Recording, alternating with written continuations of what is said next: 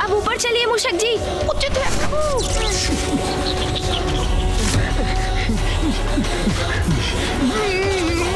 प्रभु मूषक जी तो थक रहे हैं, इनकी गति भी धीमी पड़ रही है।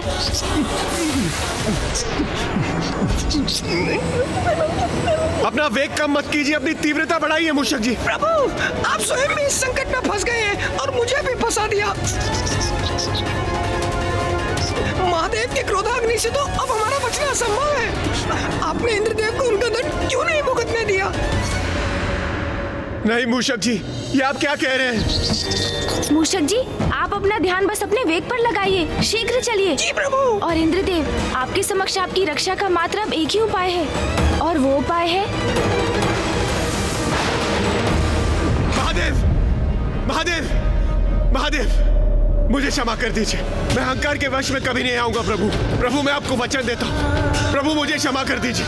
महादेव,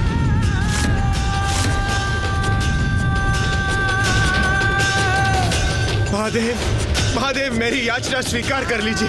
मुझे क्षमा कर दीजिए प्रभु, मुझसे बहुत बड़ी भूल हुई है। प्रभु, मेरी गुहार स्वीकार कर लीजिए, स्वीकार कर लीजिए प्रभु, मुझे क्षमा कर दीजिए।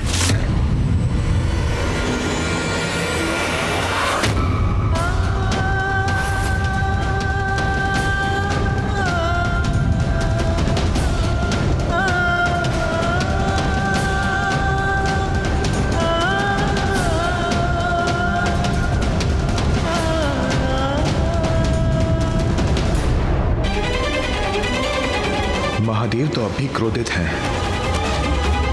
कदाचित महादेव ने इंद्रदेव की क्षमा याचना स्वीकार नहीं की, अर्थात प्रभु, मुझे क्षमा कर दीजिए प्रभु, मुझसे बहुत बड़ी भूल हुई है प्रभु।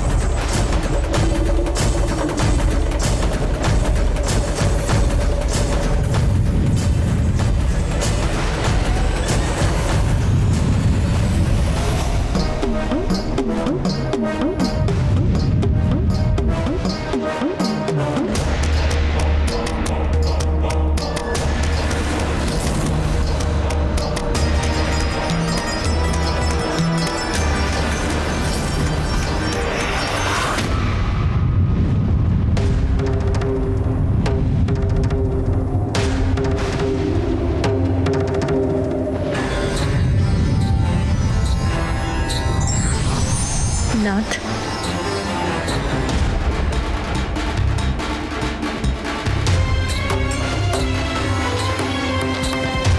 परीक्षा परीक्षार्थी के अच्छे परिवर्तन के लिए होती है, उसके अंत के लिए नहीं। मैं आपसे विनती करती हूँ नाथ, इंद्रदेव अपनी भूल स्वीकार कर चुके हैं, अब आप भी शांत हो जाइए।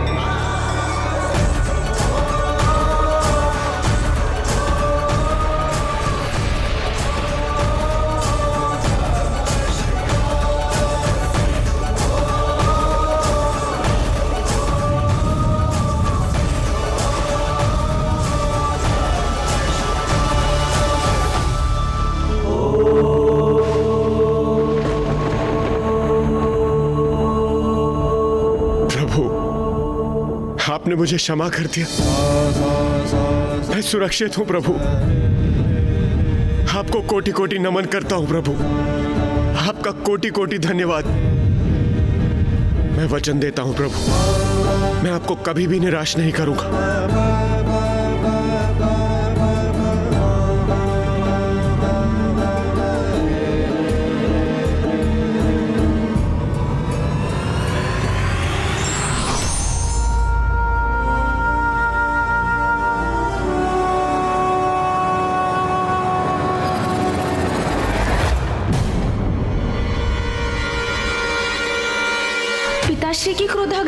बहुत निकट आ चुकी है।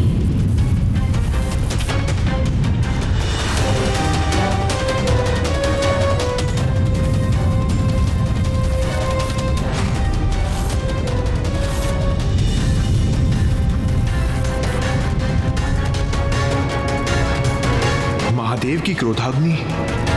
महादेव की क्रोधाग्नि तो अभी भी इंद्रदेव पर लक्षित है।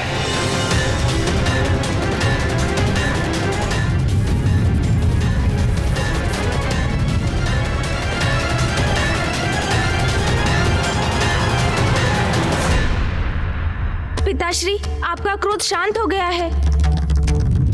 अब तो अपनी क्रोधाग्नि को रोक दीजिए। हाँ हाँ प्रभु, हाँ, मान जाइए प्रभु।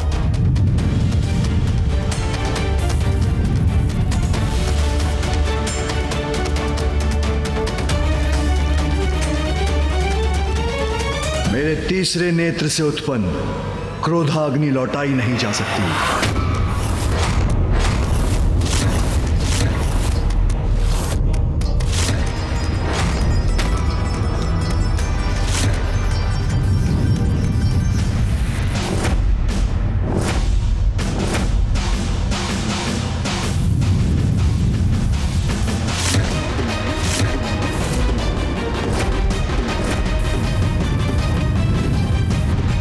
महादेव की क्रोधाग्नि मुझे लीलने वाली।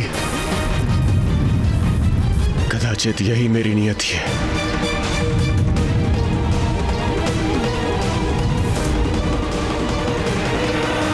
पिताजी,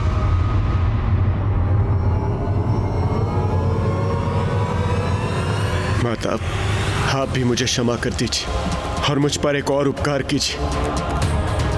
मेरी पत्नी देवी शची तक मेरे अंतिम संदेश के रूप में मेरे सभी दोषों की क्षमा याचना पहुंचा दीजिए माता।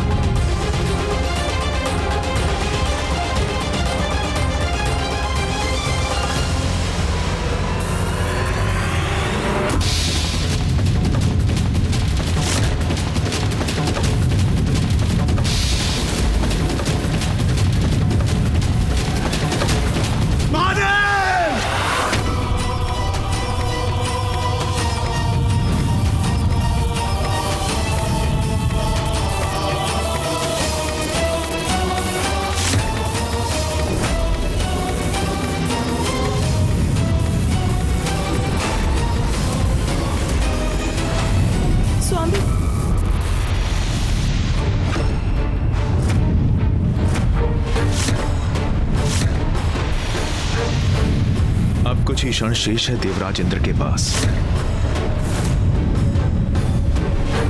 इंद्रदेव ने उचित अनुचित का भेद समझने में बहुत विलंब कर दिया।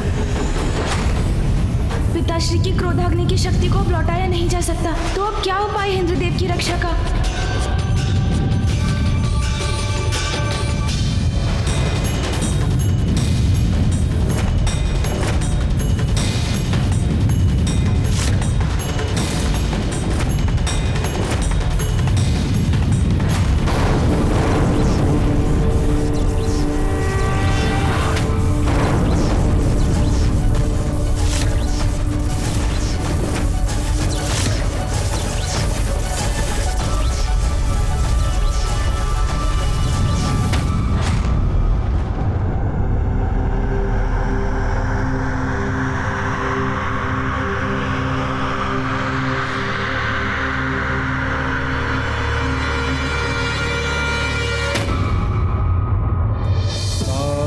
महादेव की क्रोधाग्नि मुझसे नहीं टकराई। मैं सुरक्षित हूं।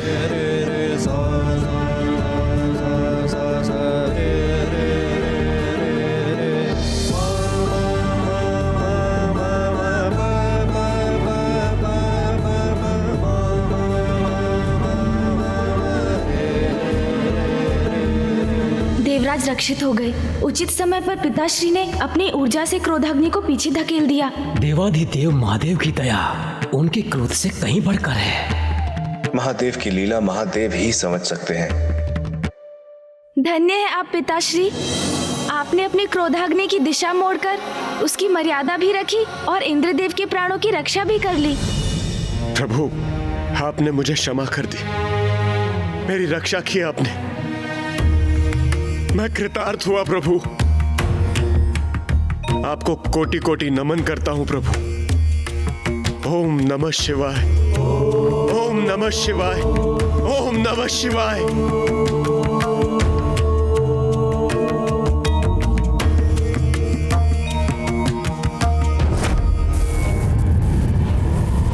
किंतु पिताश्री, आपकी क्रोधाग्नि ऐसे तो शांत नहीं हो सकती। जब तक किसी को लक्षित नहीं करेगी तब तक ये शांत नहीं होगी।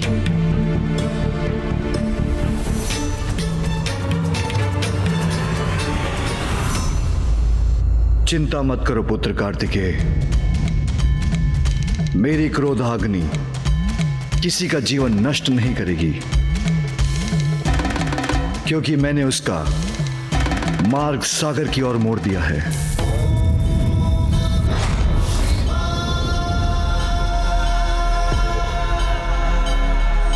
अद्भुत पिताश्री, अद्भुत। आपका न्याय उचित है स्वामी। दोषी देवराज उचित पाठ भी सीख गए और उनको क्षति भी नहीं पहुंची। अब सब यथावत है, सब कुशल है। धन्य है पिताश्री। महादेव की क्रोधाग्नि का कुछ न कुछ भयंकर परिणाम तो होकर ही रहेगा। ये कैसा अनर्थ हो रहा है?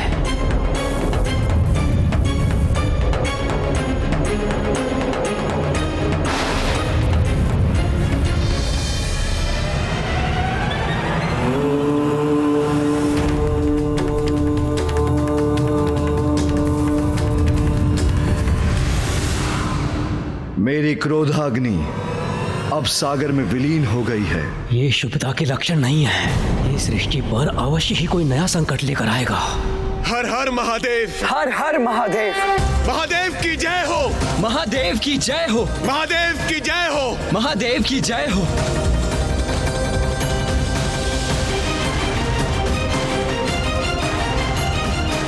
इंद्रदेव को क्षमा करना आपकी उदारता का उदाहरण है स्वामी। ये महादेव ने क्या कर दिया? उनकी क्रोधाग्नि जल से शांत नहीं होगी। अभी तो मुझे शंका है कि जल और अग्नि दो विपरीत तत्व एक साथ आएंगे तो कोई ना कोई विचित्र अप्राकृतिक संकट जन्म लेगा। मुझे महादेव को अभी सचेत करना होगा। महादेव तो निश्चिंत होकर कैलाश लौट रहे हैं।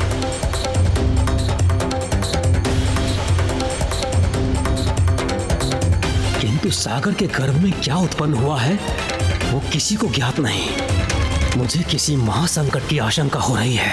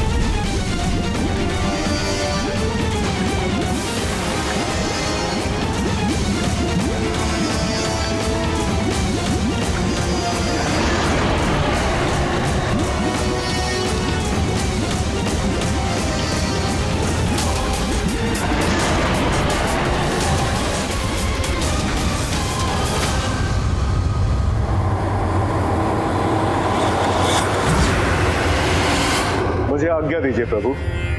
देवी सची ने मुझे इंद्रदेव को सुरक्षित रखने के लिए उनके साथ भेजा था, और अब वो कुशल है तो मुझे प्रस्थान करना चाहिए। देवगुरु, अहंकारवश मैंने आपसे बहुत कुछ अनुचित बोल दिया, मुझे क्षमा कर दीजिए। देवराजेंद्र, महादेव की कृपा से अब सब कुशल है।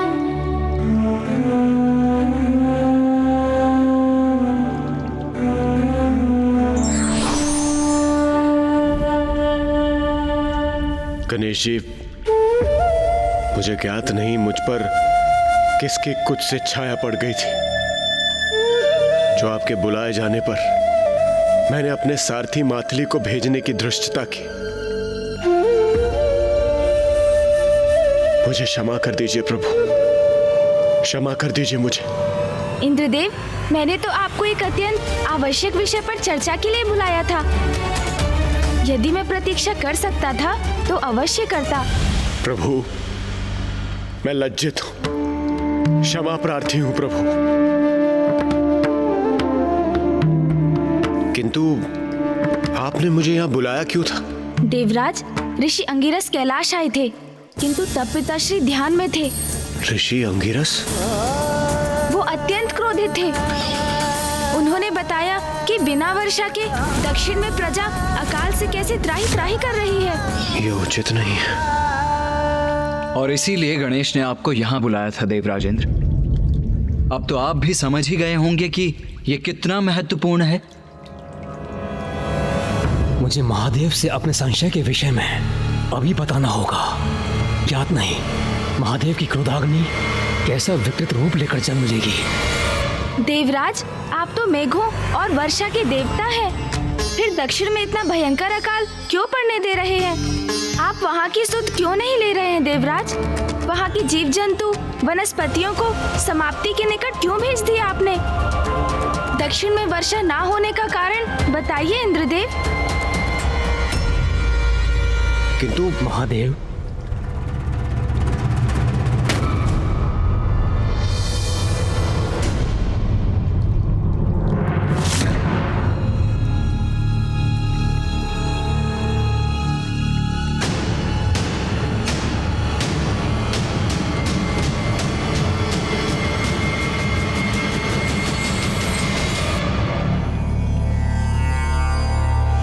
महादेव, ये बहुत बड़ी चिंता का विषय है, हमें अभी चर्चा करनी होगी।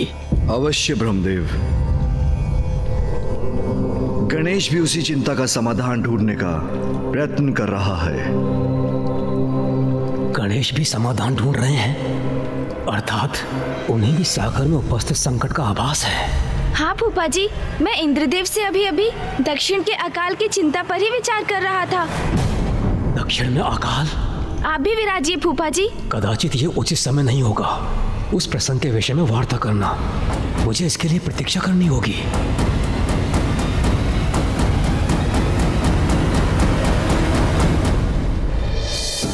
तो बताइए देवराज, दक्षिण में पड़े अकाल का क्या कारण है और आप इसका समाधान क्यों नहीं कर सकते? किंतु प्रथम पूज्य श्री गणेश जी, कुमार कार्तिकेय, माता पार्वती, दक्षिण में पड़े अकाल का कारण मैं नहीं।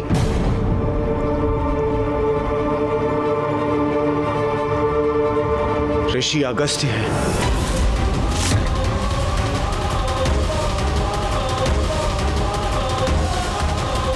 ऋषि अगस्त्य?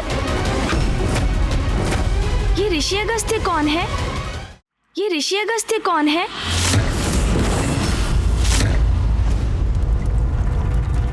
और वो अकाल का कारण कैसे बन गए?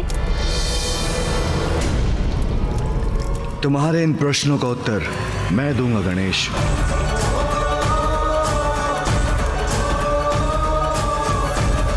ऋषि अगस्त्य और ऋषि वशिष्ठ दोनों भाई हैं। दोनों का जन्म वरुण देव के अंश से एक कुंभ के द्वारा हुआ, और अब ऋषि अगस्त्य ने दक्षिण की नदी कावेरी को अपने कमंडल में रख लिया। उन्होंने नदी को कमंडल में रख लिया?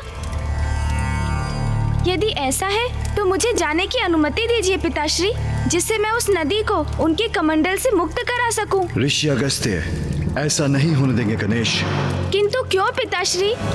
क्योंकि वही नदी ऋषि अगस्त्य की पत्नी भी है। उनकी पत्नी? कौन है यह अद्भुत स्त्री पिताश्री? पुत्र, ऋषि अगस्त्य की पत्नी लोपामुद्रा का जन्म दक्षिण की नदी कावेरी बनने के लिए ही हुआ था।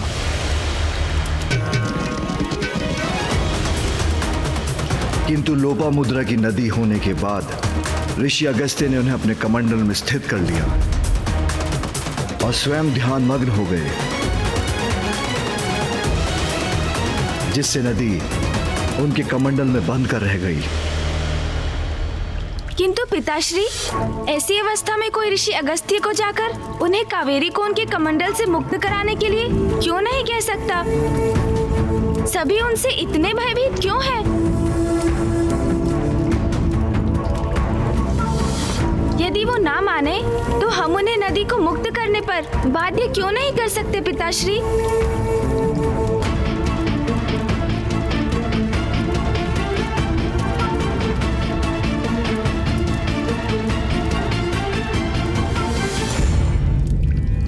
क्योंकि गणेश, ऋषि अगस्त्य की महिमा हम सभी देवताओं से भी कहीं अधिक है। किंतु भैया, वो आपसे अर्थात देव सेनापति कुमार कार्तिकेय से अधिक महिमामयी तो नहीं हो सकते। मुझसे कहीं अधिक महान है, गुरु है मेरे।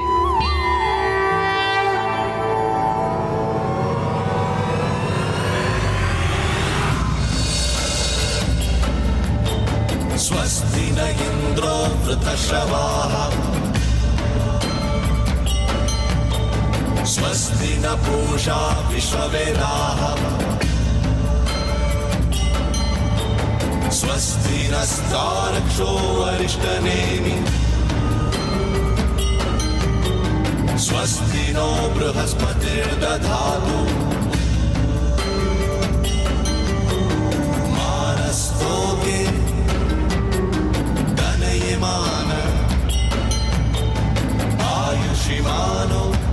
तपोबल के ही धनी नहीं, ऋषि अगस्त्य तो युद्ध कला के भी बहुत बड़े ज्ञानी हैं।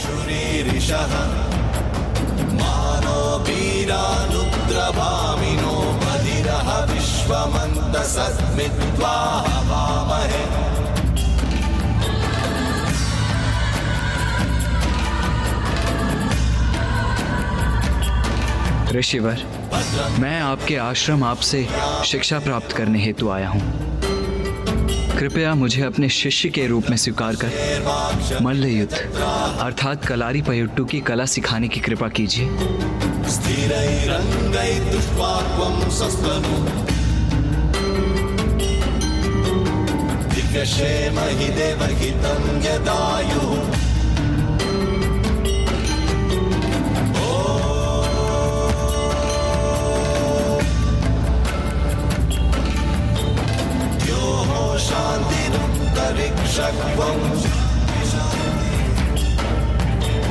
शांति पृथ्वी शांति रामः शांति शांति शांति शांति। कुमार कार्तिकेय, तुम्हारा प्रशिक्षण कल भोर में प्रारंभ होगा।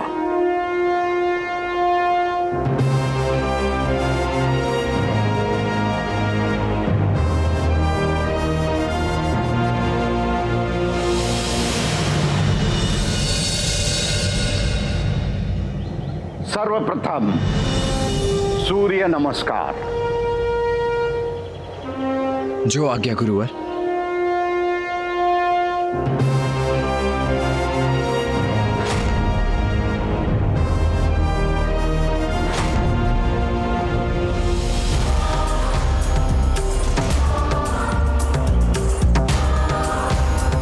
युद्ध में एकाग्रता और तत्परता दोनों ही आवश्यक हैं। जी गुरुवर।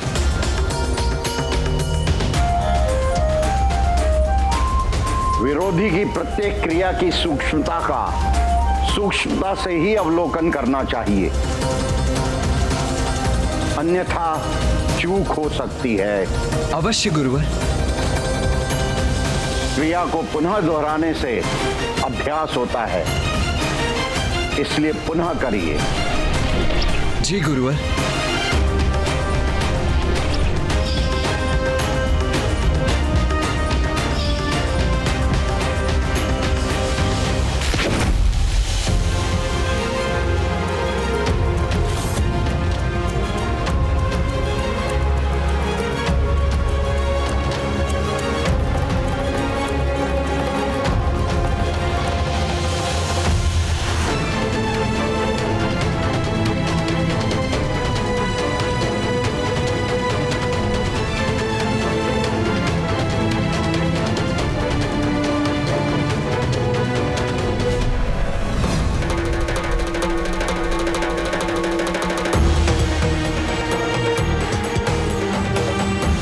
पुनः प्रयत्न करिए।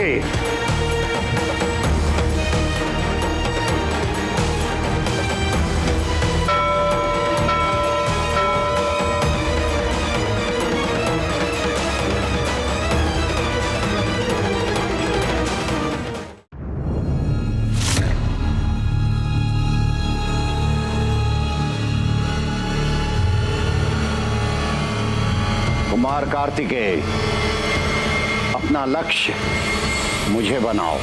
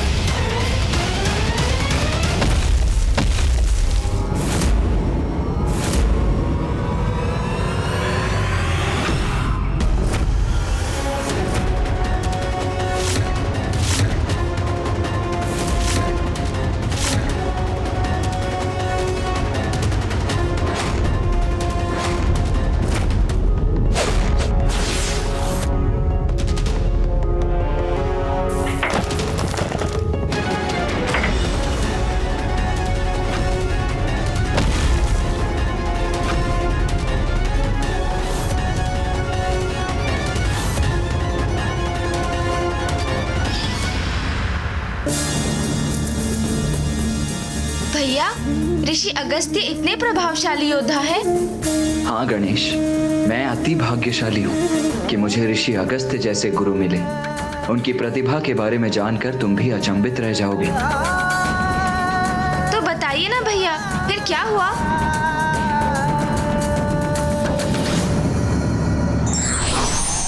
व्यक्ति में प्रतिभा कितनी भी हो, उसे आकार तभी मिलता है जब योग्य गुरु का मार्गदर्शन हो।